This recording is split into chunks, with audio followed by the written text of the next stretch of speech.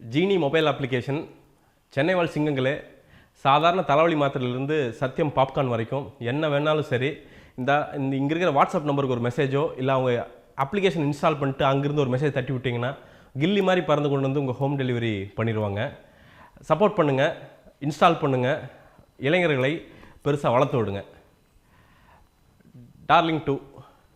Darling அப்படிங்கிற அந்த பேர் தான் வந்து க்ரௌட் புல்லர். ஏன்னா டார்லிங் வந்து அவ்வளோ பெரிய ஹிட்டு. இன்றைக்கி பார்த்திங்கன்னா நிறையா ஹவுஸ்ஃபுல்லு. ஒய்ஃபோடு ரொம்ப ஆர்வமாக வந்தாங்க. வந்துட்டு என்ன ஜிவி பிரகாஷ் இல்லையா அப்படின்னாங்க. இல்லை இது வேறு பார்ட்டு, டைட்டில் மட்டும்தான் அப்படின்னேன். ஓ அப்படியா அப்படின்னாங்க. ஸோ அந்தளவுக்கு வந்து அந்த டார்லிங் அப்படிங்கிறது வந்து ஒரு இம்ப்ரெஷனை வந்து மக்களிடத்தில் வந்து ஏற்படுத்தியிருக்குது. ஃபஸ்ட்டு பாராட்டு யாருக்கு பாராட்டணும் அப்படின்னா நிச்சயமாக வந்து சினிமட்டோகிராஃபர் விஜய் கார்த்திக் கண்ணன் அவருக்கு தான் வந்து இந்த பாராட்டுகள் போகணும். ரொம்ப சூப்பரான ஒர்க்கு. பார்த்திங்கன்னா பேய் பார்க்குற அந்த ஆங்கிள் அப்படிங்கிறது வந்து பார்த்திங்கன்னா ஒரு டக்குன்னு ஒரு டோன் மாறி அந்த சேஸ் இதெல்லாம் வரும். அதே மாதிரி வந்து பேய் காட்டுறது விதம் பார்த்திங்கன்னா ஒரு ஹேண்டில் இந்த ஸ்டெடி கேம் வச்சுக்கிட்டு வந்து ஒன்று பண்ணியிருப்பார்.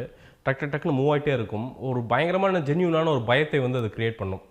ஸோ அந்த சினிமட்டோகிராஃபிக்கு அந்த ஹார்ட் ஒர்க்குக்கு வந்து வாழ்த்துக்கள். ஏன்னா நிறைய கார்டு நிறைய டோன் வைஸும் சரி, அந்த த்ரில் வைஸும் சரி, இவருடைய சினிமட்டோகிராஃபி தான் வந்து இந்த படத்தை வந்து அடுத்த லெவலுக்கு வந்து எடுத்துகிட்டு போயிருக்கு அப்படின்னு வந்து சொல்லிடலாம். வாழ்த்துக்கள் யாருக்கு சொல்லணும்னா காளி வெங்கட்டுக்கு சொல்லலாம். அதே மாதிரி வந்து ராமதாஸ் நம்ம முனிஷ்காந்த் அவர்களுக்கு சொல்லலாம். காமெடியில் வந்து ஒரு அளவுக்கு வந்து சிரிக்க வச்சுறாங்க அப்படின்னு சொல்லிடலாம். அதே மாதிரி அர்ஜுனன் அவரும் வந்து பார்த்திங்கன்னா அவங்கவுங்க ரோலை வந்து ரொம்ப சட்டிலாக ப்ளே பண்ணியிருக்காங்க அப்படின்னு சொல்லலாம். படத்தில் பிரச்சனை அப்படிங்கிறது என்னென்னா எய்தர் இது வந்து ஒரு பயங்கர சீரியஸாக ஒரு மாயா மாதிரி ஒரு சீரியஸாக ஒரு படத்தை கொண்டு போயிட்டு ஏன்னா கடைசியில் முடிக்கிறப்போ வந்து ஒரு உண்மை சம்பவம் அப்படின்னு சொல்லிட்டு முடிக்கிறாங்க. ஸோ அப்படிங்கிறப்போ அந்த இன்டென்சிட்டி இருக்கிறப்போ, அந்த அத்தென்டிசிட்டி இருக்கிறப்போ இதை வந்து ஒன்றா சீரியஸ் படமாக கொண்டு போயிருக்கலாம். அப்படி இல்லை அப்படின்னு முடிவு பண்ணியிருந்தாங்கன்னா காமெடி படமாக சும்மா ஜாலியாக சிரிக்கிற மாதிரியாவது கொண்டு போயிருக்கலாம். இது ரெண்டும் இல்லாமல் இதை ரெண்டையும் பேலன்ஸ் பண்ண ட்ரை பண்ணி தான் வந்து தோற்று போயிடுறாங்க இடையில. ஐ மீன் ஃபஸ்ட்டு ஸ்டார்டிங்கோட வந்து பார்த்திங்கன்னா அந்த பேய் இன்ட்ரொடக்ஷன் இதெல்லாம் நல்லாயிருக்கு. அதுக்கப்புறம் முடிகிறப்போ கூட பார்த்திங்கன்னா ஓரளவுக்கு த்ரில் எலிமெண்ட்ஸ் வந்து சில டேர்ன்ஸ் அண்ட் ட்விஸ்ட்ஸ் வந்து முடிகிறப்ப நீட்டாக இருக்குது.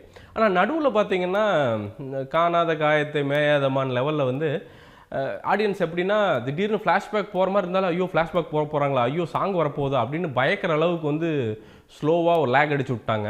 அதுதான் இந்த படத்தினுடைய பிரச்சனை அப்படின்னு வந்து நான் நினைக்கிறேன். இந்த படத்தில் வந்து ஒரு மைனஸ் அப்படிங்கிறது வந்து என்னென்னா ராதான் அப்படின்ட்டு அவர் மியூசிக் போட்டிருக்காரு. அவருடைய பாடல்கள் வந்து சுத்தமாக எடுபடாமல் போனது அப்படிங்கிறது ஒரு மைனஸ் அப்படின்னு நான் நினைக்கிறேன். அதே மாதிரி லோ பட்ஜெட் படம் தான் இல்லை அப்படிங்கிறல அதுக்குன்னு வந்து ஒரு வீட்டுக்குள்ளேயே சுற்றி பாடல்கள் எடுத்ததுங்காட்டிக்கு வந்து நமக்கு அந்த காட்சிகள் வந்து சலிப்பூட்டி அந்த பாடலே வந்து 5 நிமிடம் ஒரு 4 நிமிட பாடல் அப்படின்னா ஒரு 8-10 நிமிஷம் இருக்கிற மாதிரி ஒரு ஃபீலிங்கை வந்து கொடுத்துட்டு போகுது அப்படின்னு வந்து சொல்லிடலாம். இருந்தாலும் இந்த படத்துடைய ஹீரோ யார் அப்படின்னு கேட்டிங்கன்னா கண்டிப்பாக அந்த செகண்ட் ஹாஃப் அப்படின்னு சொல்லிடலாம். அந்த முடிகிறப்போ அந்த கிளைமேக்ஸில் தான் ட்விஸ்ட் வந்து இது வந்து உண்மை கதை அப்படின்ட்டு ஒரு சில பல ஃபோட்டோக்களை காமிக்கிறாங்க. அதில் வந்து ஒரு சின்ன ஒரு சாட்டிஸ்ஃபேக்ஷனோட வந்து ஆடியன்ஸ் வெளியில் போகிற வந்து பார்க்க முடிந்தது. ஆனால் அதை தாண்டி இதற்குள்ள அத்தென்டிசிட்டி அப்படிங்கிறது வந்து ரொம்ப வந்து என்னடா இப்போது நானும் சரி ஒரு சாதாரண ஆடியன்ஸ் சரி பேய் படம் அப்படின்னு உள்ளே போகிறப்போ வந்து கொடூரமாக ஒரு பேயை பார்த்து பயப்படுறதுக்கு தான் போகிறோம்.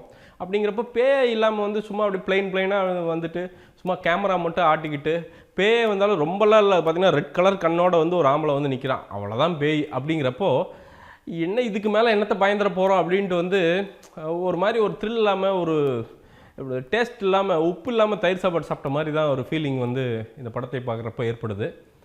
இருந்தாலும் மொத்தத்தில் இந்த படம் வந்து பார்ப்பதற்கு வந்து ஒரு நீட்டான ஒரு படம்.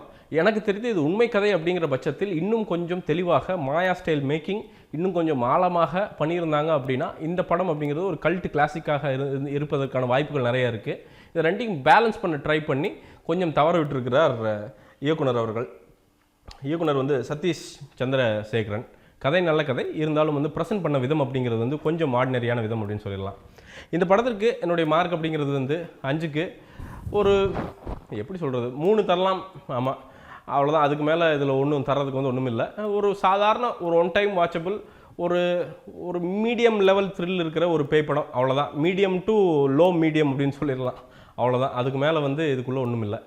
போங்க, ஃப்ரீ டைம் இருந்ததுன்னா போய் பாருங்கள், பார்த்து என்ஜாய் பண்ணுங்கள். கண்டிப்பாக வந்து வல்காரிசம் எதுவும் இல்லை. கண்டிப்பாக வந்து நீங்கள் வந்து ஒரு ஒன் டைம் என்டர்டெய்னர் அப்படிங்கிறது வந்து கண்டிப்பாக கேரண்டி.